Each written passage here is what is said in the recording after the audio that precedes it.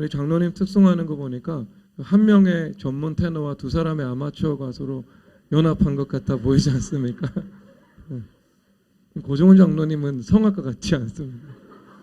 바리톤 같고 베이스 같고 테너 같은 성악가 느낌을 물씬 풍기는 것 같아요. 나머지 두 사람은 조금 왜소해서 그냥 아마추어, 이렇게 수강생 이 정도로 느껴지는 것 같습니다. 하나님께서 트리니티의 하나님을 통해서 영광 받으시고 또 앞으로도 더 영광 받으실 것을 믿습니다. 오늘 이 트리니티 여기 이 14절 말씀 보면은요 이렇게 전하고 있습니다. 너희는 믿지 않는 자와 멍에를 함께 매지 말라라고 말씀을 하고 있죠. 여러분 만약에 그 링컨 대통령이 이 남북 전쟁을 불사하고 미국의 통일을 이루어냈죠. 사실 그 남부 연합은요 독립하기를 원했습니다. 노예 제도를 존속하고 독립을 하기를 원했죠. 이 미국 북부에 있었던 이 링컨 대통령 소속은 공화당이었습니다. 이분은 이 독립을 이제 노예를 해방하고 또 미국 이 연합을 유지시키기를 원했습니다. 그래서 전쟁을 불사하고 통일을 이루어냈죠. 여러분 만약에 링컨 대통령이 남북 통일을 이루지 않았다면 지금처럼 미국이 대서양 태평양 뭐 그냥 남중국해에 이르기까지 전 세계적으로 힘과 영향력을 투사하는 것이 과연 가능했을까요? 저는 불가능했다고 봅니다.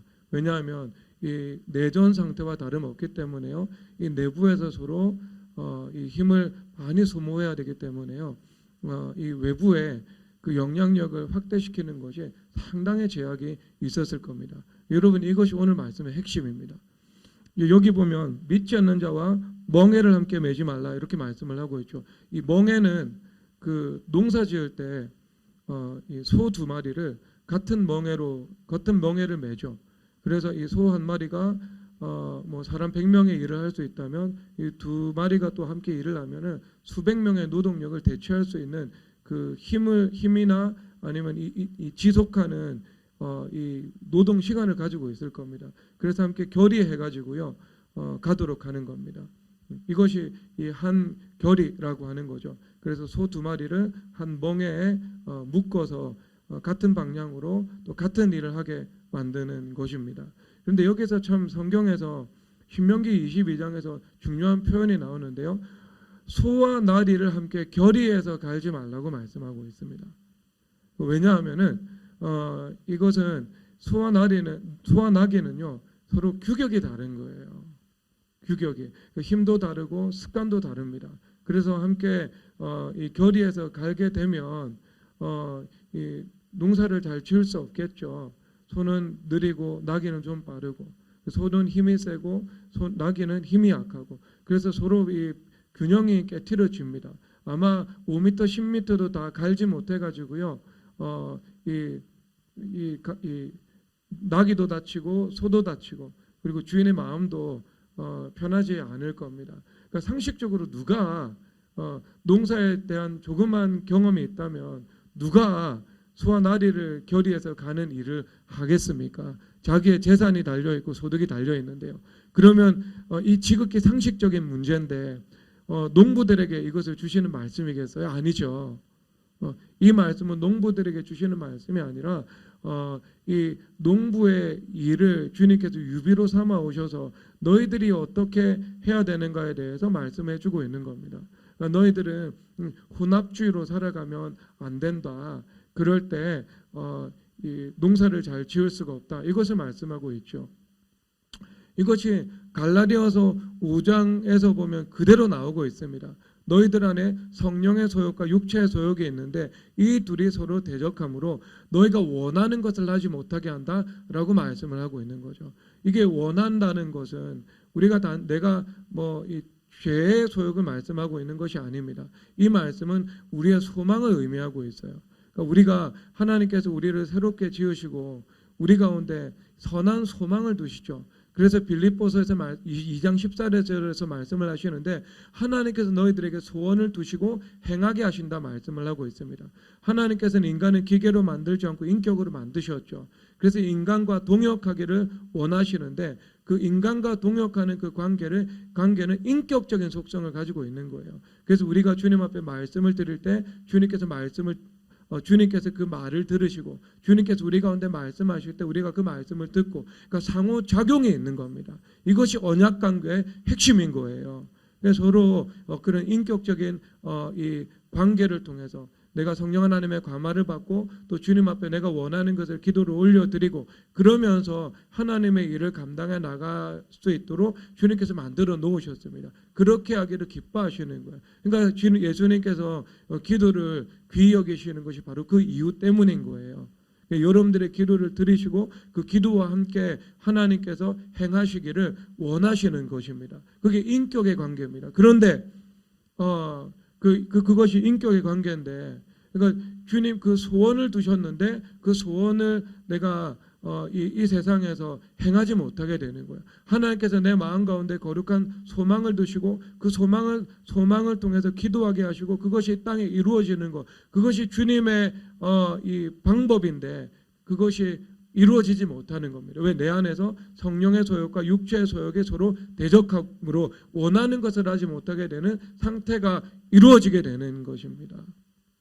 근데 그것이 여러분 어디 생각하면 대표적으로 여러분 그냥 체감이 되냐면요, 가정이에요. 그러니까 가정이 온전히 그리스도 중심으로 연합하지 못하죠. 그러면 그 가정 가운데는요 주님의 영광이 임할 수가 없는 겁니다. 영광의 부부가 될 수 없는 거예요. 한 사람이 예수님 중심과 예수님 중심 두 사람이 온전히 이루어졌어요. 그래서 예수님 중심으로 서로 하나가 되죠. 그러면 그 하나됨을 통해서 주님의 영광이 나타나거든요. 그러니까 연합의 힘이 나타나게 되는 겁니다. 그래서 두세 사람이 예수님의 이름으로 모인 곳에 내가 함께 할 것이고 그것을 통해서 이제 하늘의 권세와 땅의 권세인 그 천국 열쇠의 삶을 살아갈 수 있도록 은혜를 베풀어 주십니다. 그런데 그렇게 살지 못하게 되는 거죠. 왜냐하면 병목 현상이 일어나는 것이니까요. 그래서 아버지는 예수님 중심인데 아내는 예수님 중심이 아니라 자기 중심이나 인간 중심입니다. 그러면 예수님 중심으로 서로 연합되지 못하겠죠. 그러면 요한복음 17장 22절에서 내가 영광을 주어서 그들로 하나 되게 하신다. 그러면 영광을 통해서 하나가 된다면 그리고 그 하나됨을 통해서 주님의 영광이 나타나죠. 이게 성경의 한결같은 메시지입니다. 그래서 너희들이 서로 사랑하라. 사랑함으로 내 제자인 줄 세상이 알게 될 것이다. 그래서 서로 사랑하는 그리스도 중심의 연합이 온전히 이루어지면 세상이 그들 가운데 하나님께서 계신 것을 알게 될 정도로 하나님의 영광을 현시하신다는 것을 말씀하고 계신 거예요. 그러니까 부부가 예수님 중심으로 연합되면은요, 그 가정은요 정말 영광스러운 가정이 됩니다. 영광스러운 가정이 됩니다. 그래서 성경 에베소서 5장에서 너희나 티나 흠이나 주름 잡힌 것이 없이 영광스러운 교회로 세우사 말씀으로 깨끗하게 하고 거룩하게 하사 이렇게 말씀을 하고 계시거든요. 그러니까 이것은 영광스러운 교회, 내가 교회됨의 부부가 되는 건데 남편과 아내가 서로 예수님의 이름으로 하나가 되어서 영광스러운 교회와 같은 영광스러운 성전의 연합인 부부가 되는 거예요. 그럴 때 영광이 나타나는 겁니다. 그래서 여러분 신약에서 주님의 영광은요 그냥 간단히 정의를 내리면 하나님의 거룩한 임재와 역사입니다. 그래서 하나님께서 임하신 거. 왜? 하나님 영광이잖아요. 하나님 자체가 빛이심으로 주님께서 함께 하신다는 것 자체가 영광이에요. 그런데 성경에서 보면 가나의 혼인잔치 때 물을 포도주로 만들 때 영광이 나타나셨다. 그 다음에 또 중풍병자를 주님 치유하셨을 때 하나님의 영광이 나타나셨다. 이것은 또 영광이 나타난 거죠. 하나님의 영광은요 하나님의 거룩하신 임재이면서 역사예요. 그런데 그 영광이 어떻게 해야 나타난다고요? 우리가 영광스러운 교회가 되는 것처럼 성전된 남편과 성전된 아내가 서로 하나가 될 때, 예수님 중심으로 연합할 때, 그럴 때 영광의 부부가 되는 겁니다. 그런데 한 사람은 예수님 중심이고 한 사람은 자기 중심, 율법주의예요. 그러면 인본주의예요. 그러면 예수님 중심의 온전한 연합에 따른 영광의 힘이 나타나는 것에 제한받겠죠. 병목 현상이 일어난다는 것을 말씀하는 것입니다. 그것입니다.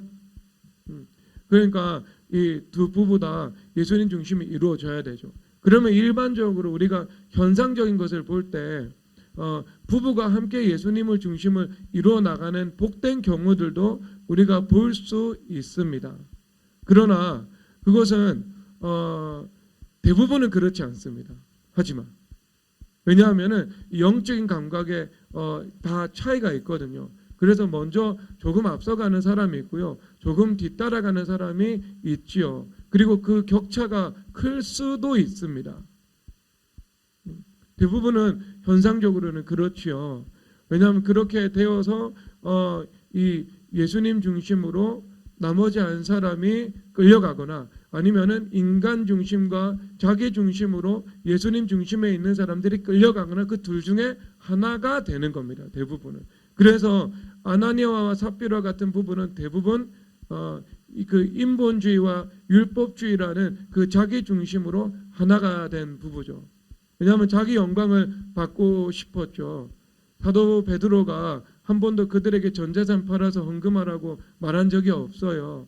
그런데 바나바 사도가 이 자기의 소유를 팔아서 주님 앞에 드렸죠. 그런데 큰 이 존경이 있었거든요. 존경을 받았거든요. 근데 그걸로 인해서 존경받은 것이 아니고요. 본래부터 그분의 인격과 성품으로 사도들로부터도 존귀 여김을 받고 있었던 분이었습니다. 근데 그것을 하고 하는 것을 보면서 자기도 똑같은 영광을 탐했던 것이죠. 취하고 싶었던 거예요. 그래서 우리가 재산을 팔았는데 인색한 마음이 든 거예요. 그냥 처음부터 반만 팔지. 다 팔고 나서 반은 숨기고 반은 드리기로 하고 속였습니다. 그런데 주님께서 기회를 주셨어요. 처음에 왔을 때 아나니아가 왔죠. 아나니아와 베드로 사도가 아나니아야, 내가 밭을 판 값이 이것뿐이냐. 베드로 사도가 반은 숨기고 반을 가지고 왔다는 것을 알고 있었던 거예요.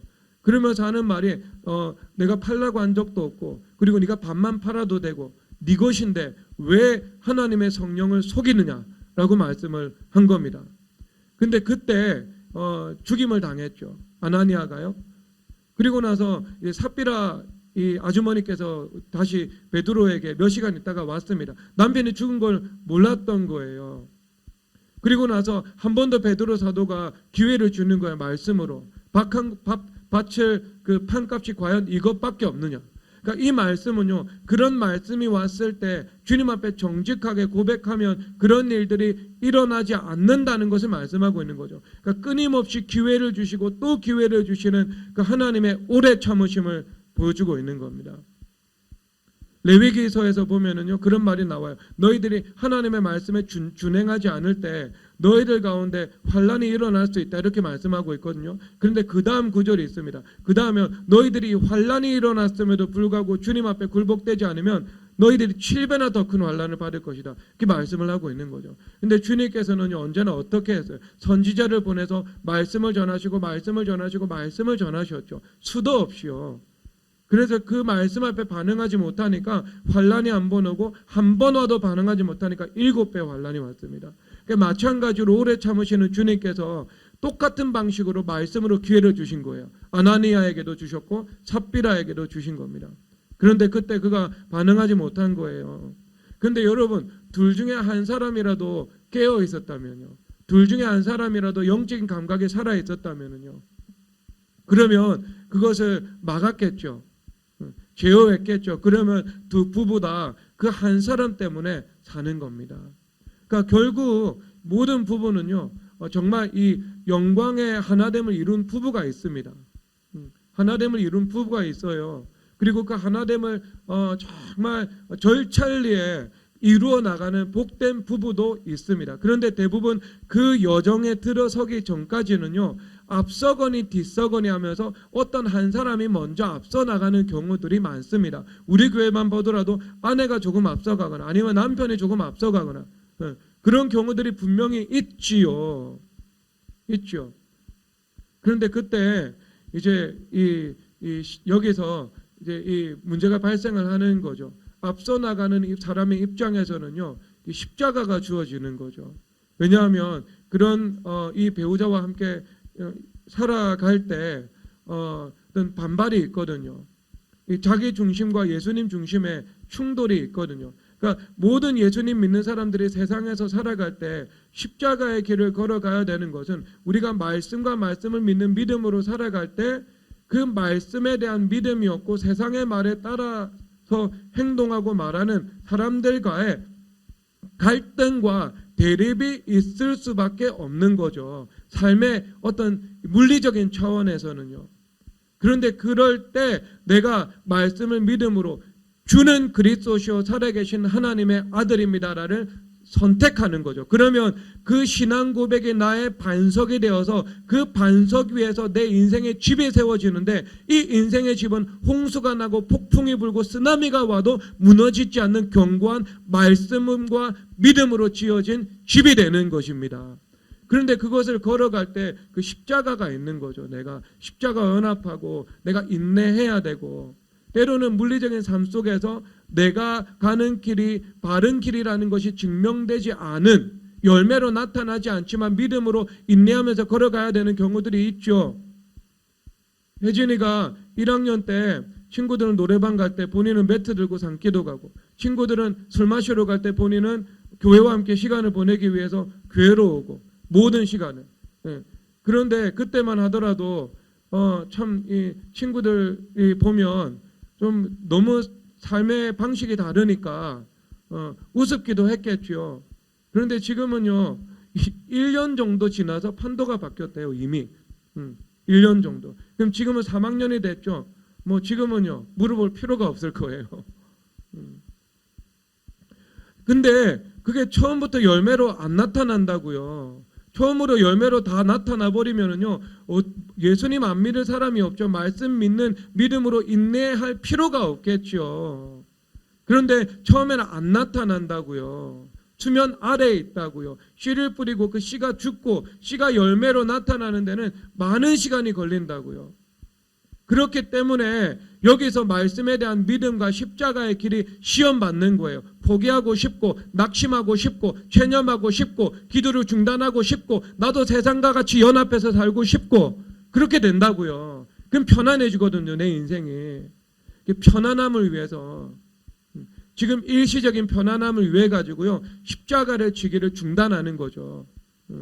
전쟁을 불사하고 남북 통일을 해야 되는데 링컨 대통령의 입장에서는요 그냥 전쟁하기를 포기하고요 그냥 적절히 이 경계선 그어놓고요 타협하면서 살아가는 거예요. 남부는 남부대로 북부는 북부대로. 그럼 지금까지도 미국이 누리고 있는 국제 경제상의 국제 이 사회 속에서의 위상은요 누리는 것이 불가능합니다. 아마 캐나다 정도 수준 누리고 있겠죠. 근데 여러분 이제 그거 감수해야 되는 거예요. 부부의 입장에서 남편의 입장에서는요 아내의 입장에서는요 십자가 연합해서 그럼에도 그러니까 예수님 중심이라는 것은 타협이 없죠.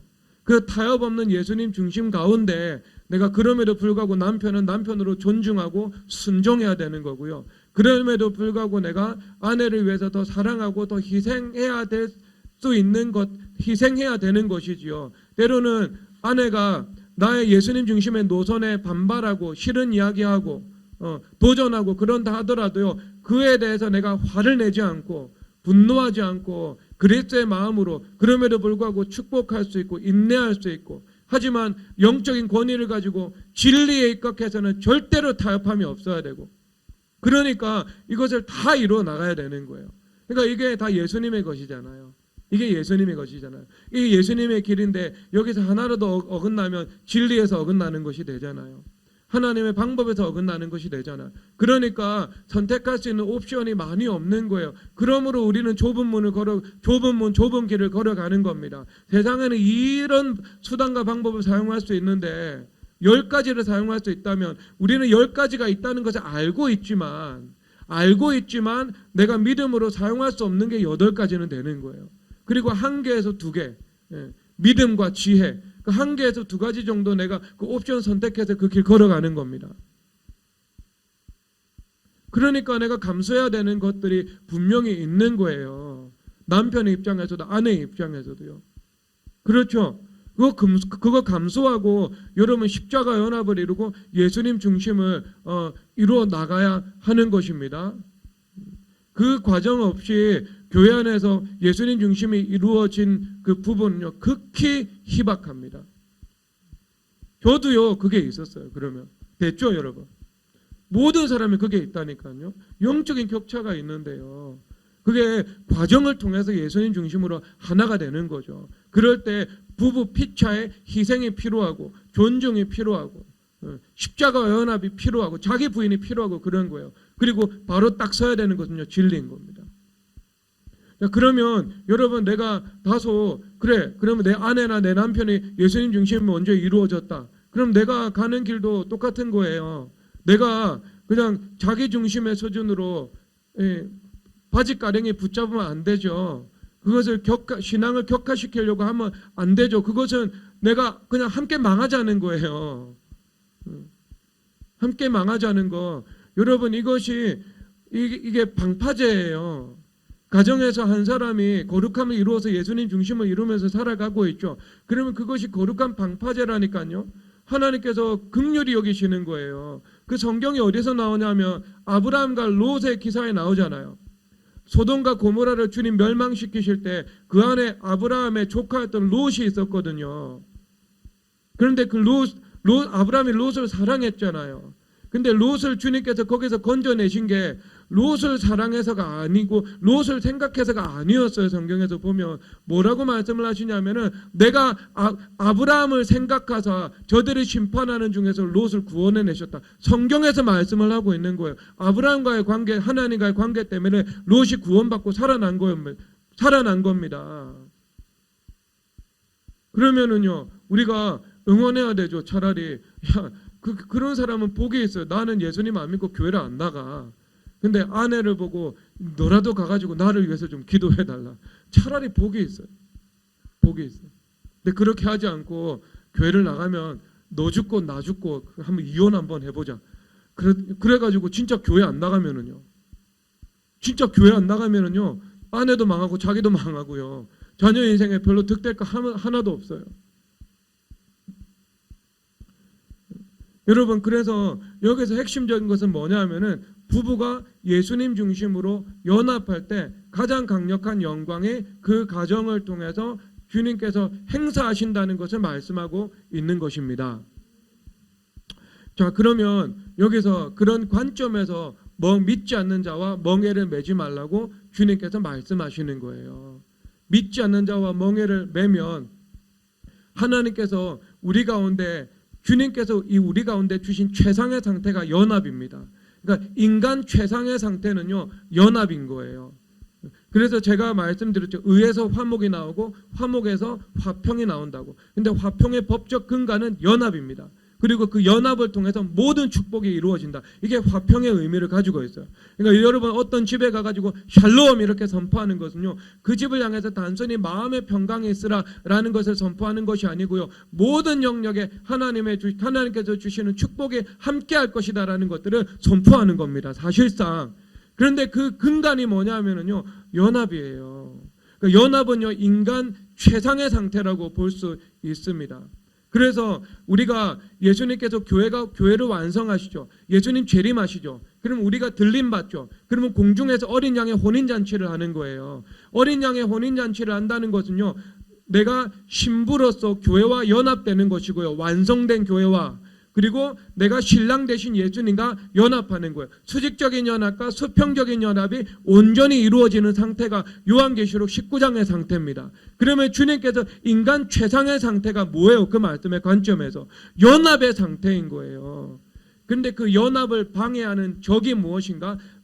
믿지 않는 자와 멍에를 매지 말라. 믿지 않는 자와 멍에를 매는 것입니다.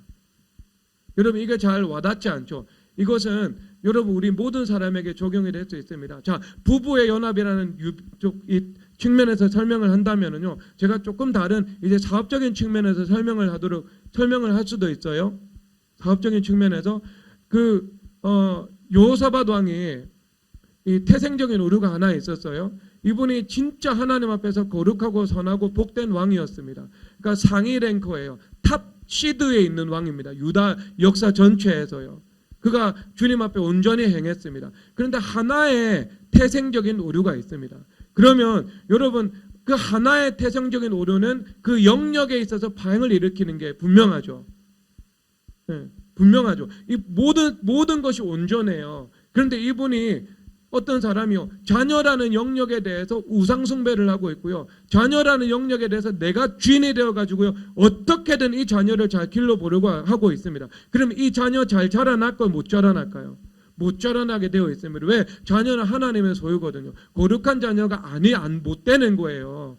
내 권위 아래에 있을 때는요. 그렇죠. 어떤 사람이 모든 게 거룩해요. 그런데 물질의 영역에서는요 아주 인색하게 짝이 없어요. 3,000원짜리 컵라면 하나 동료들에게 사줄 줄은 몰라요. 2,000원짜리 아이스크림 먹으면서도요 1,000원은 저 사람이 내고 1,000원은 내가 돼요. 기가 막히죠. 여러분 그러면은요 그분은요 그 인색함이라는 그 매임에서 벗어나올 수 있는 길이 없습니다. 그래서 자녀도 잘 자라요. 건강도 해요. 건강 관리 너무 잘해가지고. 근데 그 재정의 영역은요 꽉 붙잡혀 있게 되는 겁니다. 그런데 여러분 이 여호사밧 왕이 태생적인 오류를 하나를 만들었는데 그게 뭐냐면 악한 북이스라엘의 왕이었던 아합과 연합한 것입니다. 이게 그 사람의 태생적인 오류였어요. 그래서 와가지고요 선지자가 와가지고 그렇게 말을 하고 있습니다. 그 왕이 이 악한 하나님께서 하나님을 미워하는 자 그리고 하나님을 미워하는 자와 연합하는 것이 하나님 앞에서 옳습니까? 그러니까 하나님을 미워해서 하나님을 대적하는 자들과 네가 연합하는 것이 옳습니까? 그러므로 왕의 집 가운데 재앙이 임할 것이다. 이렇게 이야기를 하고 있습니다. 그런데 그 결과가 어떻게 됐냐면요. 아들 때 한 명 빼고 다 죽임당합니다. 그리고 손자 때 한 명 빼고 다 죽임당합니다. 중손자 때 한 명 빼고 다 죽임당합니다. 그러니까 여러분 그 출애굽기 19장에서 보면 우상숭배가 3대 4대까지 흘러간다고 이야기를 하고 있잖아요. 그러니까 여기서 정확하게 4대까지 가가지고요 전멸당했어요. 그 마지막에 요아스 왕 하나 남았고 그 다음부터는요 또 다시 정상화의 길로 걸어갔습니다.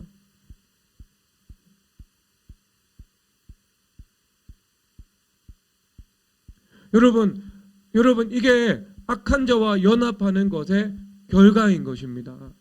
그래서 주님께서는요 이 악한 자와 연합하지 말라 이렇게 말씀을 하고 있는 것이죠. 이게 이제 또 다른 한 측면에 속한 이야기입니다. 그래서 에시온 게벨 가가지고요 북왕국의 아합 왕하고요 그 다음에 이 남유다의 여호사밧 왕이 서로 다시스로 보내는 무역선을 함께 만듭니다. 그러니까 이 무역선의 지분이요 50대 50으로 투자가 된 거예요. 아합 왕 지분 50, 여호사밧 왕 지분 50. 그래서 어떤 이 패밀리 비즈니스인데 이제 같이 하게 된 거죠. 그런데 주님께서요 열심히 투자해가지고 배를 만들었는데 그 배를 항구에서 출항 한번 해보지도 못했는데 주님께서 거기서 파손시켜 버립니다. 여러분 이게 가능한 일입니까, 여러분? 지중해 한복판에서 이게 파손이 되면은요 어떤 자연적인 현상이라고 여기지 않겠어요? 원래 이게 무역업이 모험 비즈니스야. 배 3대 보내면 2대는 파손하고 1대 가지고 대박이 나는 거야. 그러면서 또 만들었겠죠. 그럴까봐 항구에 있을 때 주님께서 파손시켜 버렸어요. 그거를요 못하게 하시려고. 그만큼 주님께서 믿지 않는 자와 멍에를 매는 것을 기뻐하지 않죠. 그래서 누가복음 6장에서는요 예수님께서 뭐 할 때 철야상기도를 하신 줄 아세요? 예수님께서 철야상기도를 하시는데요 12제자 선택할 때 철야상기도 하십니다. 그러면 예수님께서 인사 문제에 대해서는요 철야상기도 하신 거예요. 얼마나 예수님께서 중요하게 생각하셨다면 인사 문제에 대해서. 그래도 가룟 유다는 하나님의 주권 안에서 선택됐죠. 주님 알고 선택하신 거죠. 하나님의 뜻에 입각해가지고요. 근데 여러분 그런 인사 문제는요, 주님 앞에 철야상 기도해가지고 결정해야 되는 문제입니다. 우리의 인사도 마찬가지고요. 내 영역 가운데 하나님께서 주신 인사도 마찬가지고요. 이 사람이 내가 함께 화평의 관계 속에서 일할 수 있는 사람인가? 아니면 이 화평의 관계 속에서 일할 수 없고 하나님께서 연합하기를 원하지 않은 악인인가? 내가 이것을 분별해야 되는 겁니다. 그런데 그 분별을 어떻게 해야 알 수 있겠어요? 그 사람 안에 있는 깊은 마음을 내가 통찰해야 되는데요. 겉으로 볼 때 겸손해 보이고 온유해 보이고 젠틀해 보여가지고 모를 수 있거든요. 여러분, 그것은 사실상 언제 이 사람이 의인이냐 악인이냐 알 수 있냐 하면은요, 관계가 악화될 때 알 수 있어요. 내 상황이 어려워질 때 알 수 있다니까요. 그럴 때 이 사람이 대하는 태도를 보면은요, 이 사람의 중심이 선한가 아니면 이 사람의 중심이 좀 악한가 그것을 알 수 있어요. 그래서 시편 기자들이 이야기를 하고 있잖아요. 나를 대적하는 사람이 내 원수였다면 참았을 것이라고. 그런데 나의 친구였고 나와 함께 하나님의 집 안에서 다니면서 즐겁게 하나님의 일에 대해서 나누는 사람이었다고. 몰랐던 거죠, 옛날에는요. 깊은 중심에 어떤 중심을 가지고 있었는지요. 그래서 여러분, 선한 자와 악한 자는요, 그렇게 나누어지는 거예요. 그렇게 관계가 악화되었을 때, 그 다음에 상황이 나빠졌을 때, 그럼에도 불구하고 내가 신의를 지키며 살아갈 수 있는 사람, 그러니까 신의가 있는 사람, 그런 사람은 성경에서 선한 사람이에요. 그런데 그 신의가 없어. 그래서 관계가 좋을 때는 좋았다가 나빠졌을 때는 얼마든지 내가 이용할 수 있고 악용할 수 있고 그 사람의 약점을 알고 공격할 수 있고 그 사람을 해하려는 의도를 행동으로 옮기고, 그것이 악한 사람이에요. 그런데 악한 것이 그럴 때 드러난다는 거예요. 삶 속에서 내가 환경이 바뀌었을 때 아니면 관계가 악화되었을 때. 근데 문제는 내가 언제나 관계가 악화되고 언제나 상황이 나빠져서 그것을 알 수 있는 것이 아니라는 말인 거예요. 그러니까 우리가 뭘 해야 되겠어요? 주님 앞에 철야상 기도해야 되는 거예요. 그래서 사람의 영혼은 여호와의 등불이라 사람의 깊은 것을 감찰하느니라. 그래서 주님 앞에 시간을 두고 오랜 시간 동안 철야상 기도하고 부르짖어 기도하다 보면은요, 주님께서 그 사람 안에 어떤 본질이 있는지 가르쳐 주시는 것입니다. 여러분, 성경적인 의인은요, 신의가 있는 사람이에요. 성경의 관점에서 악인은요, 신의를 헌신짝처럼 내팽겨 버리는 사람입니다. 왜냐하면 우리는 언약 백성이에요. 언약의 핵심 이 자질은요, 신실함입니다. 신실하다는 것은요, 믿을만 하다는 거예요. 이 사람이 나를 죽일 수 있는 치명적인 비밀을 알고 있어도요, 이 사람하고 나하고 관계가 악화되었을 때 저 사람이 그것을 절대로 이용하지 않을 것이라는 것을 그것이 사실이고 그렇게 여겨질 수 있는 사람이요, 선인이에요. 근데 언제든지 그것을 이용할 수 있죠. 그럼 그 사람은요, 하나님을 두려워하지 않는 악인입니다. 사실 근본적인 것은요, 하나님을 나에게서 어떤 분으로 여기느냐의 문제인 거죠. 내가 눈앞에 계신 그 하나님을 두려워하면서 그 두렵고 떨림으로 살아가느냐 그렇지 않느냐의 문제인 겁니다. 하나님 두려워서 그렇게 못하는 거죠.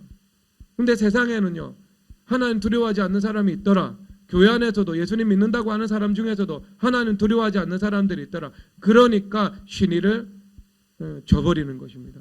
주님께서는요, 사형에 해당하는 죄가 동성애만 있는 게 아니고요, 동성애도 사형에 해당하는 죄라고 로마서 1장에서 정죄하고 있거든요. 분명하게. 그런데 똑같이 배약하는 죄, 신의를 저버리는 죄, 이것도 사형에 해당하는 죄라고 주님 말씀하고 있습니다. 똑같이 죄인 거죠.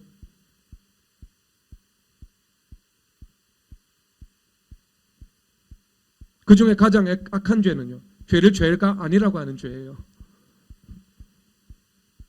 그들이 이 같은 일을 행할 뿐더러 이 같은 일을 행하는 자들을 옳다 여기느니라. 이렇게 로마서 1장 31절에서 말씀하십니다. 자, 그러니까 우리가 악한 자와 연합하지 말라. 이것이 우리가 부부의 측면에서, 그 다음에 우리가 사업적인 내가 비즈니스의 측면에서도 나와 있지요. 그래서 어떻게 되냐면요, 성령의 소욕과 육체의 소욕이 서로 대적함으로 원하는 것을 하지 못하게 되는 겁니다.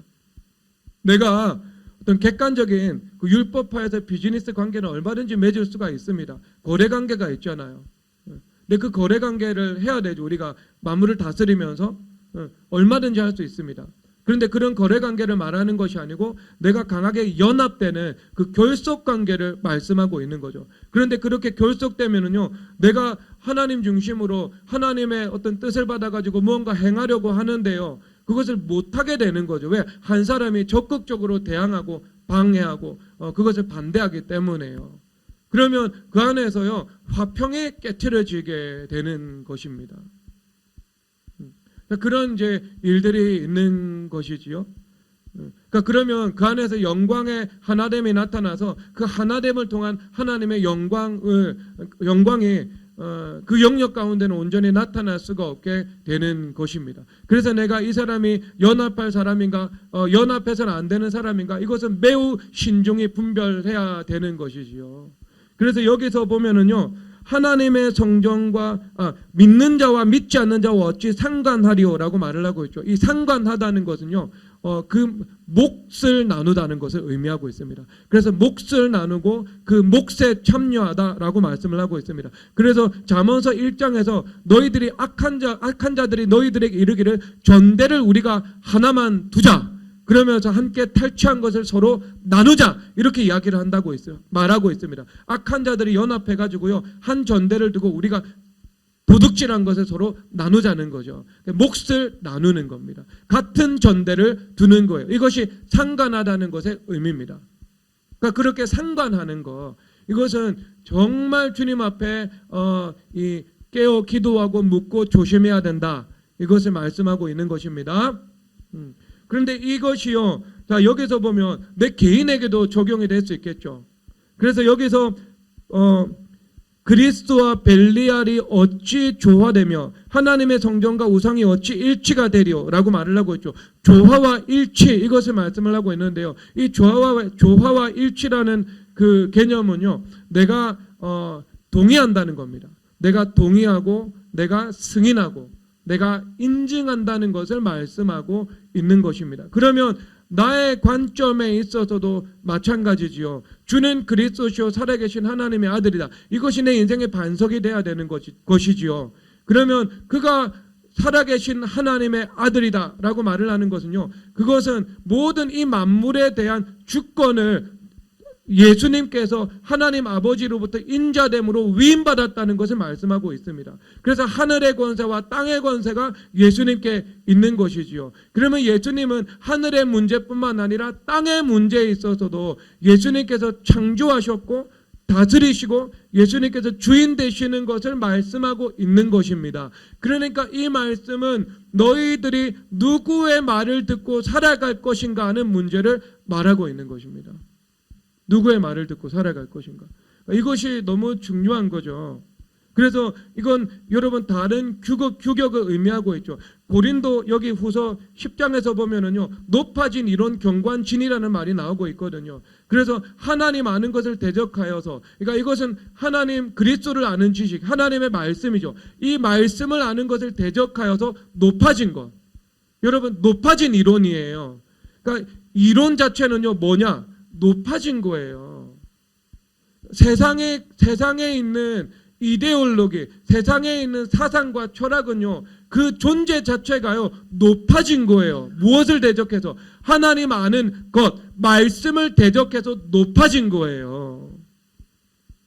규격이 다른 겁니다. 공학하고는 달라요. 공학은요, 하나님께서 만들어 놓으신 시줄 날출의 말씀의 세계 가운데에요, 어떤 말씀에 입각해가지고 그 사실을 발견하는 거예요. 피조세계의 사실들을요. 그런데 철학과 사상이라는 것은요, 하나님의 말씀의 규격 안에 있는 것을 발견하는 것이 아니고요, 하나님의 말씀의 규격과 상반되거나 어긋나는 것을 말씀하고 있는 겁니다. 그러니까 다른 규격을 내가 가지고 살아가는 거죠. 소와 나귀가 한 결의가 되어 살아가는 것처럼 힘이 다르고 습관이 다르고 규격이 다른데, 내가 하나님의 말씀과 동력이 다르고 습관이 다르고 규격이 완전히 다른 사상과 철학과 이데올로기를 가지고 살아가는 상태, 이것이 혼합주의의 상태인 것입니다. 그래서 내가 누구의 말을 들을 것인가 하는 문제인 거죠. 그렇죠. 누구의 말을 들을 것인가. 세상의 철학과 속임수의 말을 들을 것인가. 왜? 철학은 속임수니까. 철학과 속임수죠. 아니면은 하나님의 말씀의 규격을 내가 듣고 내가 그것을 반석을 삼아 살아갈 것인가 하는 문제인 것입니다. 그래서 여러분, 내가 높아진 이론을 가지고 살아가는 것은요, 높아진 이론이죠. 높아진 이론이 나를 지배하는 거죠. 사상이 나를 지배해 가는 거니까 내 존재를요. 그러면 여러분, 내 존재 자체가 당연히 높아지겠죠. 교만한 겁니다, 여러분. 그것 자체가 정말 진실되게 주님 앞에서 겸손할 수 있죠. 그러면 그 진실되게 겸손한 사람은요, 하나님의 말씀 앞에 겸손합니다. 그 진실하게 겸손한 사람은요, 하나님의 말씀만을 나의 삶의 기조와 방향과 원리로 삼고 살아가게 되어 있습니다. 내가 다른 사상이나 철학을 받아들여서 혼합주의로 살아간다는 것 자체가 내가 높아진 이론을 가지고 높아져서 살아가는 것하고 똑같은 거예요. 그래서 성경에서 뭐라고 말씀을 하세요? 지식은 교만하게 만든다고요. 지식이 교만하게 만든다고요. 지식이 힘이에요. 제가 성경 연구하다가 한 6개월 정도 된 것 같아요. 갑자기 성경을 연구하는데 교만한 생각이 쑥 들어오는 거예요. 그런데 너무 주님 앞에 죄송해가지고요, 그 생각을 외면해 버렸어요. 제가 정말 그 자리에서 엎드려가지고요, 주님 앞에 회개기도 드렸어요. 그래서 여러분, 저 성경 읽기 전에요, 주님 앞에 겸손 구하고 성경 읽어요. 와, 이게 바른 지식인데, 성경에 대한 지식은요, 바른 지식인데 바른 지식에도 교만의 틈을 타는구나. 진짜 무섭다, 교만이라는 게. 겸손과 함께 주님 앞에 이 지혜와 지식을 구하지 않으면은 그 지혜와 지식 때문에 무너질 수 있겠다, 인생이. 근데 여러분, 하물며 하나님 아는 것을 대적하여 높아진 지식이라고 말을 하고 있잖아요. 말씀은요, 예수 그리스도예요. 그러면 말씀은 최상층부에 홀로 존재하는 것입니다. 그리고 그 아래 만물이 있는 거예요. 그래서 사도 바울 선생님께서 내가 그리스도를 아는 지식이 왜 모든 것을 배설물로 여긴다라고 말씀을 하고 있는 겁니다. 그것은 어떤 동격에 위치할 수가 없는 겁니다. 그 세상의 철학과 사상과 이데올로기는요, 수평적인 관점에서 서로 논할 수 있는 가치가 있는 것이 아니에요. 그것 자체가 예수 그리스도에 대한 신성 모독인 것입니다. 그러니까 근데 내가 혼합주의자가 돼가지고요, 이 세상에 그런 이데올로기를 받아들이고 뭐 페미니즘 같은 거를 받아들이고 그렇게 살아가요. 그러면 그것 자체가 나를 교만하게 만드는 것은 당연한 일입니다. 그 존재 자체가 높아진 이론이에요. 그 사상과 철학 존재 자체가 하나님 아는 것을 대적하여 교만해진 것입니다. 그럼 내가 그것을 받아들이는데 내가 교만한 거, 교만은 그 다음에 패망이 오는 거, 그것은 당연한 일이죠.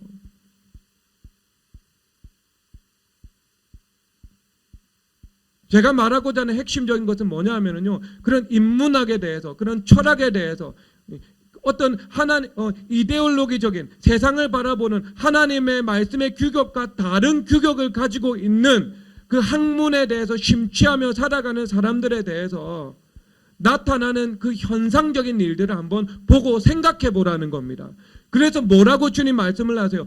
하나님의 능력은 어떠한 견고한 진도 파는 강력인데 하나님 아는 것을 대적하여 높아진 것을 다 무너뜨리고 라고 말씀을 하고 있습니다.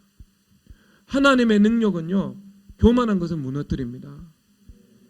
하나님의 능력은요, 하나님 아는 것을 대적하여 높아진 이론을 무너뜨립니다. 그러면 여러분, 그 난공불락의 성이 보통 고난으로 무너지겠냐고요. 여러분, 최악의 교만은 영적 교만입니다. 그런데 영적 교만 다음으로 그 다음 위치한 교만이요, 지적 교만이에요. 그래서 영적 교만은요, 거의 답이 없다시피 할 정도고요. 미혹이 오거든요. 그러면 정말이에요. 미혹이 오거든요. 가장 무서운 교만은 영적 교만입니다. 이것은 끝없이 타락하고요, 미혹이 와서 이단됩니다. 그런데 영적 교만, 이 바로 밑단계에 있는 이 교만이요, 지적 교만이에요. 지식에서 나온 교만입니다. 여러분, 이거 무너뜨리려면, 이거는 무너뜨릴 수 있습니다. 그런데 이거 무너뜨리려면은요, 그 난공불락의 성을 무너뜨리는데 가공할 만한 환란이 있어야 무너질 수 있습니다. 사상의 경관진을 무너뜨리는 환란인 것이지요. 그러니까 여러분, 사상의 혼합주의를 배격하시기를 주님의 이름으로 축복합니다. 말씀하고 있잖아요. 너희들이 의와 불법이 어떻게 함께하며 빛과 어둠이 어찌 사귀며 하나님과 마르크스가 어찌 사귀며 하나님과 데카르트가 어찌 조화가 되며 하나님의 말씀과 페미니즘이 어찌 일치가 되며 안 되는 거예요. 여러분, 그러면 큰 환란이 일어납니다. 삶 속에서. 사상적으로 주인 바꾸기가 되지 못하고 사상적으로 내가 경관진은요, 가장 강력한 경관진입니다. 경관진의 대표로 설명을 하고 있잖아요. 경관진이 어디 한두 개입니까, 여러분? 도박 중독도 경관진이죠. 알코올 중독도 경관진이죠. 끝없는 나태도 경관진이죠. 그것이 얼마나 우리의 인생을 좀먹어버리게 만듭니까? 음란도 경관일이죠. 잠언에서 음란이 오면 가난이 오고 음란이 오면 수치가 온다고 말씀하고 있어요. 근데 그 수많은 경관진의 사례들이 있는데요, 사도 바울이 그거 제시 안 하고 딱 하나 제시하는 거, 여기서는요, 높아진 이론이라고요, 사상이라고요. 여러분, 그 사상의 혼합주의를 여러분 주님 앞에 철저한 주인 바꾸기로 회개해야 됩니다. 그래서 주는 그리스도시요 살아계신 하나님의 아들이다. 예수님만이 우리의 주님이시고요, 예수님만이 살아계신 하나님의 아들입니다. 만물의 상속자가 되는 거예요. 만물의 권위를 위임받으신 거예요. 그 하나님의 말씀이 우리의 가장 높은 위치에 가 있어야 되는 겁니다. 우리 인생의 가장 높은 위치, 하나님의 말씀, 예수 그리스도, 그분이 있어야 하는 것입니다. 그 규격으로 우리가 살아가라, 이것을 여기서 말씀하고 계신 것입니다. 그렇게 될 때 여러분, 내 안에서 어떻게 되냐면요, 부부 안에서 성령 하나님께서 일하시지 못하죠. 성령의 소욕과 육체의 소욕이 서로 갈등을 일으킵니다. 그리고 내 영역 안에서 성령의 소욕과 육체의 소욕이 갈등을 일으킵니다. 내가 하나님 앞에 뜻을 받아서 하나님의 꿈을 실현해 나가는 나의 영역이 되지 못합니다. 그리고 나의 존재 자체에서 당연히 나를 향한 하나님의 뜻이 이루어질 수가 없지요. 혼합주의는 주님 가증히 여기시죠. 주님 가증히 여기시는 것과 동역하고 일하고 생수의강을 흘려보내는 것은 불가능한 일인 것입니다. 자, 여기서 여러분 17절 다 함께 읽겠습니다. 시작. 그러므로 너희는 그들 중에서 나와서 따로 있고 부정한 것을 만지지 마라. 내가 너희를 영접하여. 아멘. 자, 여기서 그들 중에서 나와서 따로 있고 라고 말씀을 하고 있죠. 여러분, 나와서 따로 있으라 이렇게 말씀을 하고 있죠. 여러분, 이것은 현실 도피를 의미하는 것 아니라는 것 알고 계시죠? 성경은 전체적으로 봐야 되니까요. 이 정확한 의미가 있습니다. 즉, 이 만물과 단절되는 것을 말씀하고 있지 않습니다. 그리고 만물에 내가 속박되어 가지고요, 매여서 살아가는 것을 말씀하고 있는 것도 아닙니다. 나중에 보면은요.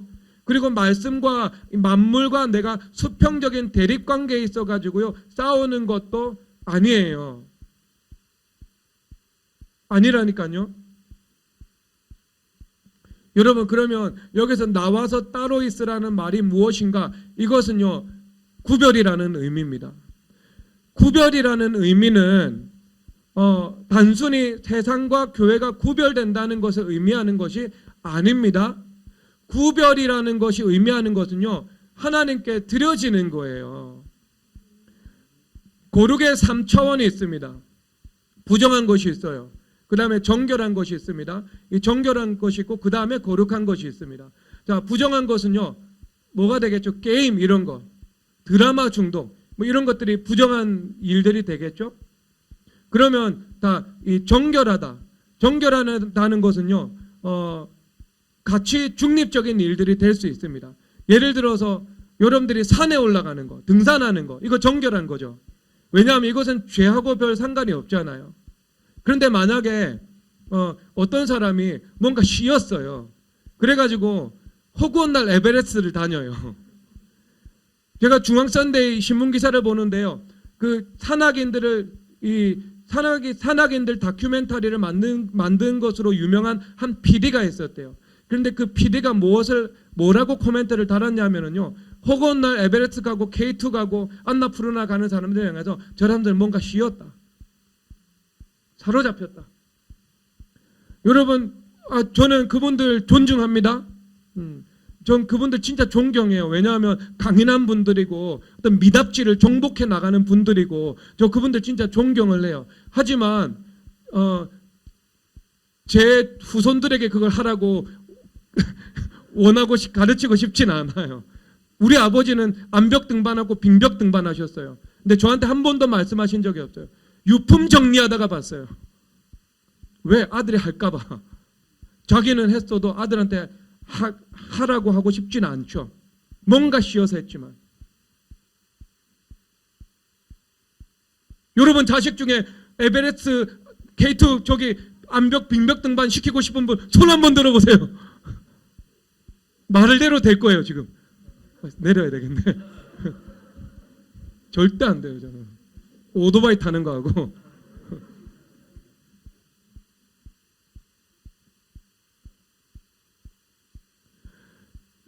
정결한 것은요, 부정한 것이 될 수도 있고 거룩한 것이 될 수도 있습니다. 네, 중립적인 거예요. 여러분 삶 속에 이 정결한 영역에 속해 있는 것들도 매우 많이 있죠. 여러분들 어떤 수학 정석을 공부하는 거. 근데 수학 정석을 공부하는데 내 힘으로 어떻게든 내가 이걸 잘해보려고 머리를 쓰고 또 쓰고 머리를 쓰고 또 쓰고 그리고 열받으면 찢어버리고 찢었다가 이것을 던져버리기까지 하고 그러면은요, 이게 정결한 게 뭐가 되는 거예요? 부정한 게 되는 거예요. 그런데 수학 문제를 풀다가 막혀버려요. 막혀버리면은요, 산에 가는 거예요. 산에 가서 철야상 기도하면서 주님, 제가 정말 이 수학의 영역은 문제가 잘 풀어지지 않습니다. 이해가 안 됩니다. 돌파가 안 됩니다. 주여 지혜를 허락하여 주시옵소서라고 기도를 드립니다. 그러면은요, 그게 이 정결한 게요, 단번에 거룩한 게 되는 거예요. 왜? 예수님께 되는 거니까. 예수님의 것이 되는 것이니까요. 알겠죠? 그러니까 이 거룩이라는 것은요, 한 단계 더 나아가서 구별되어서 주님 앞에 드려진 게 거룩한 겁니다. 그러면 자, 소와 양이 있는데 흠이 있어요. 그럼 부정한 거죠. 그런데 그 소와 양이 그냥 그 자체로 내 소유로 존재하고 있습니다. 정결한 거죠. 그런데 그 소와 양이 주님 앞에 제물로 드려져요. 그러면 그것은 거룩한 게 되는 거죠. 그러면 주님 앞에 드려지는 게 어떤 거예요? 주님께 드려지는 것이니까 만물과 함께 동격으로 있는 거예요? 만물 위에 존재하는 거예요? 당연히 만물 위에 존재하는 거죠. 그래서 레위기 1장에서 번제를 주님 앞에 드리는데 그 번제를요, 주님께서 올라라고 이야기를 하고 있습니다. 올라. 이 히브리어로 올라예요. 근데 그 의미가 뭐냐면 주님 앞에 올라가다. 올라가다. 한국어하고 똑같죠. 그것은요. 히브리어하고 한국어하고. 너무 의미 부여하지 마세요. 그럴 수도 있는 거예요. 다른 건 또 달라요. 그것만 맞아요. 화목제 저기 그 다음에 이거 다 틀려요. 히브리어하고 한국어하고. 그걸 또 이제 기묘한 연결을 시켜가지고요. 뭐 주님 섭리하셨을 수도 있겠지만 그건 조금 무리한 해석이다 겁니다. 근데 주님 앞에 올라가는 거죠. 그러면 번제는 뭐예요? 주님 앞에 올라간 거예요. 이 만물 가운데 있는 게 아니고 만물 위로 주님 앞에 드려진 것입니다. 그래서 거룩하다는 것은요, 주님 앞에 구별되어 주님 앞에 드려진 것을 말씀하고 있는 것입니다. 여러분, 그럴 때 우리가 하나님께서 우리 가운데 허락해 주신 그 만물들, 이것을 다스릴 수 있게 되는 것이고요, 그 만물을 누릴 수 있게 되는 것을 말씀하고 있습니다. 그러면 여러분, 이것을 우리가 어떻게 누리냐 하면은요, 그것은 우리가 지금 이 연합에 대해서 살펴봤잖아요. 부정적인 연합입니다. 그러면 이 부정적인 연합은요 그대로 전환되어 가지고요 거룩한 연합이 되어야 하겠죠. 여러분 요한계시록 11장 가보도록 하겠습니다.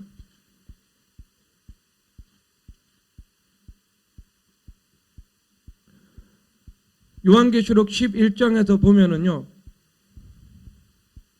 3절에서 보면 이렇게 말씀을 하고 있습니다. 내가 나의 두 증인에게 권세를 주리니 그들이 굵은 베옷을 입고 1260일을 예언하리라 라고 말씀을 하고 있습니다. 이 두 증인은 교회를 의미하고 있는 것입니다. 두 사람이 서로 연합되어서 영광의 하나됨을 이룬 것이지요. 그럴 때 그 하나됨의 영광이 나타나는데 그 하나됨의 영광이 여기서 뭐라고 말씀을 하고 있는가? 권세를 주리니 라고 말씀하고 있습니다. 그래서 4절에서 보면요 그들은 이 땅에 주 앞에 서 있는 두 감람나무와 두 푯대다. 여기서 두 감람나무는요 스가랴서 4장에서 나오는 스룹바벨 총독과 요수아 대제사장을 그대로 차용해가지고 말씀을 선포하고 있는 것입니다. 그래서 스룹바벨 스룹바벨 총독 왕의 역할을 하고 있고요 요수아 제사장의 역할을 하고 있습니다. 그래서 이 스룹바벨과 요수아가 서로 연합되어서 하나님의 일들을 감당하고 성전을 건축할 것이라는 것을 말씀하고 있는 거죠. 그래서 그 연합에서 권세가 나오는 것을 말씀하고 있습니다. 그래서 두 증인된 교회 가운데 권세를 주셨다. 연합의 삶을 살아가는 사람들에게 영광을 허락해 주신다. 이것을 말씀하고 있는 것입니다. 그래서 이 하나님의 영광은 하나님의 거룩한 임재와 그분의 통치와 그분의 역사를 말하는 거니까요. 그래서 여기서 어떤 일이 나타나는 5절에서 누구든지 그들을 해하고자 하면 그들의 입에서 불이 나와서 그들의 원수를 삼켜버릴 것이요 라고 말씀을 하고 있습니다. 그래서 이것은 심판하는 것을 말씀을 하고 있죠. 그러니까 세상의 교회를 대적하면 하나님께서 그 세상을 심판하신다. 이것을 말씀하고 있죠. 그럼 여러분들도 마찬가지입니다. 여러분들이 하나님의 존귀한 자녀인데 세상이 여러분들을 대적하면 하나님께서 그 사람을 심판하십니다. 그렇다고 해서 여러분들이 심판을 기도해서는 안 됩니다. 그럼에도 불구하고 여러분들은 그리스도의 마음으로 그들을 긍휼히 여길 수 있고 예수님의 이름으로 축복할 수 있어야 됩니다. 거기까지입니다. 하지만 하나님께서 언제나 그 공의는 그럴 때 하나님께 바톤 터치가 이루어지는 거고요. 하나님께서 그 행한 대로 주님께서 심판하시는 것은 주님의 몫입니다. 나는 심판자가 되지 않는 것, 이것이 공의입니다. 성경의 정의는요 내가 심판자가 되는 것이 아니고 나는 심판자가 되지 않고 심판을 하나님께 맡겨드리는 거예요. 세상의 정의는 내가 스스로 심판자가 되어서 정의를 시행하고 다른 사람들을 심판하는 것이죠. 완전히 다릅니다. 저희는 토대가요. 왜? 예수님께 십자가를 통해서 우리를 용서하셨으니까. 우리도 똑같이 마음은 그 마음을 가지되 주님께서 심판하신다는 겁니다. 이게 불이 나와서 그들의 원수를 삼켜버릴 것이고, 그리고 6절에서 보면 하늘을 닫고 그 다음에 물을 피로 변하게 하고 라고 말씀을 하고 있는 것입니다. 여러분 이것은 하나님의 영광의 통치가 나타나는 것이지요. 그러니까 그들이 권세를 시행을 하죠. 그래서 하늘의 권세와 땅의 권세를 하늘의 권세와 땅의 권세를 가지신 예수님의 이름으로 그 권세가 나타나는데, 그 권세가 나타나는 것은 뭐예요? 하나님의 영광의 현시가 되는 거예요. 하나님의 영광이 나타나고 있는 것입니다. 그런데 여러분 이 두 감람나무라는 것은요 두 가지 차원으로 해석이 펼쳐지게 되죠. 그래서 첫 번째는요 스룹바벨 총독과 요수아 제사장이 서로 연합하는 것처럼 연합할 때 두 증인이 될 때 하나님의 영광이 나타나는 거죠. 그래서 영광으로 하나됨을 이루고 하나됨 가운데 영광이 나타나는 것을 말씀하고 있습니다. 그래서 우리 미래교회 성도님들은요 바로 이 하나됨이 이루어지기를 주님의 이름으로 축복합니다. 미래교회는 모든 가정들 가운데 예수님 중심으로 이 하나됨, 연합이 이루어지기를 주 예수 그리스도의 이름으로 축복합니다. 그럴 때 여러분 30배, 60배, 100배 하나님의 역사가 나타납니다. 그리고 또 여기서 말씀하시는 것은 두 감람나무는요 이것은 왕이요 제사장의 이중적 사명을 감당하는 교회를 의미하고 있습니다. 이것은 웨스트민스터 그레고리 빌 교수가 주석한 내용이거든요. 왕이요 제사장 된 교회가 이 세상을 통치하는 그 권세 있는 사역을 감당하고 있는 것을 의미하고 있다, 이렇게 주석을 하고 있는 겁니다. 그러니까 이게 뭐예요? 왕이요 제사장 된 그 교회됨의 권세를 이 땅 가운데서 다스리면서 시행하는 것이지요. 즉 이것은 고린도후서 6장 관점에서 우리가 믿지 않는 자와 연합한 것, 그것이 깨트려져야 되겠죠. 내 안에 부정한 연합이 모두 소거되어야 하겠죠. 내 안에 혼합주의, 우리 가정 안에 혼합주의가 십자가로 다 옮겨져야 되겠죠. 그래서 내 안에 그리스도와 연합이 이루어지고 내 부부 가운데 그리스도와 연합이 이루어지고 교회 공동체 안에서 연합이 이루어져야 되겠죠. 그런데 그렇게 혼합주의가 배격된 순전한 예수 그리스도로 연합되는 것, 이것이 주님 앞에 거룩하게 구별되는 것이죠. 그런데 그렇게 거룩하게 구별되는 것이 무엇인가? 만물을 통치하는 왕같은 제사장적인 사명을 감당하는 것이지요. 그것이 요한계시록 11장의 말씀에 나왔을 때 너희 두 증인들이, 왕이요 제사장의 이중적 사명을 감당하는 기름 부음 받은 두 증인들이 너희들이 하늘을 닫기도 하고 물을 피로 변하게도 하는 그 하나님의 영광이 나타나는 그 하늘의 권세와 땅의 권세를 가지신 예수님의 이름과 동행하면서 살아가는 그 일들이 나타날 것이다. 주님께서 말씀하고 있는 것입니다. 그러니까 여러분, 연합이 이루어져야 됩니다. 부정한 것과 연합을 파하시고 거룩한 것으로 옮겨져서 거룩한 것과 연합이 이루어지기를 주님의 이름으로 축복합니다. 그럴 때 그 연합의 힘이 여러분들을 지배하게 될 것이고 화목의 영광에 풍성하게 될 것이고 여러분 삶의 영역 가운데 그리스도의 샬롬이 지배하게 될 것입니다. 이 시간 주님 앞에 찬양을 하겠는데요. 여러분, 교회됨의 40일이 이제 사실상 교회적으로는 마쳐졌습니다. 그리고 충성의 기름 부으심으로 끝까지 감당하시기를 바랍니다. 그리고 이럴 때는 교회 가운데 영광을 베푸실 때는 시기질투하는 영들이 진치고 있습니다. 그럴 때 우리가 어떻게 하면 당하지 않는가? 주님 앞에 영광 올려드리면 됩니다. 모든 영광 주님 앞에 올려드리면 됩니다. 그래서 시험이 있는 것이 두려운 것이 아니고요. 우리는 하나님 앞에 이 영광을 100% 다 올려드리지 못하는 것이 가장 두려운 것입니다. 그래서 여러분, 이 땅에 남겨야 되는 영광은 하나도 없어야 될 것입니다. 우리가 서로 취하는 영광은 1%도 없어야 됩니다. 모든 영광은 오직 한 분 하나님께만 다 올려드려져야 됩니다. 그래서 올라, 주님 앞에 번제로 올라, 무엇을 올라? 영광을 주님 앞에 올려드려야 하는 것입니다. 이 시간 모든 영광을 하나님께 간절히 우리가 마음의 무릎을 꿇고 찬양하도록 하겠습니다.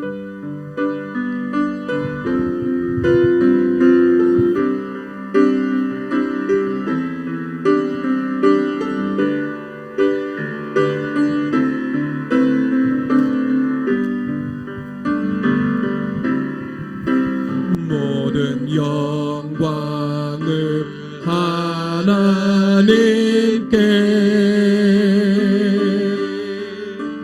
모든 영광을 하나님께,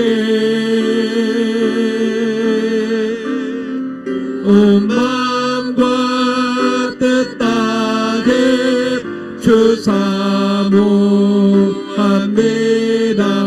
모든 영광을 하나님, 모든 영광을 하나님께,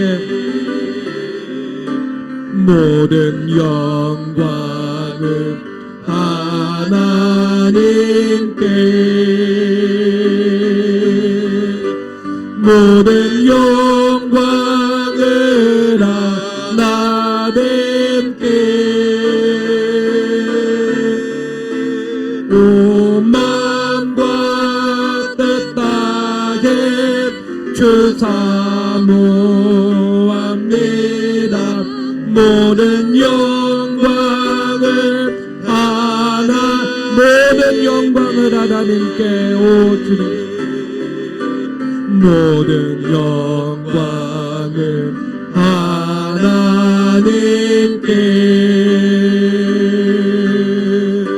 모든 영광을 하나님께,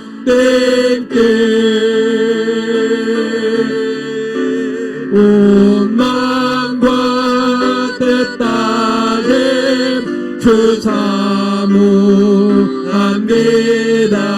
모든 영광을 하나님께, 오 주님, 모든 영광을 하나님께,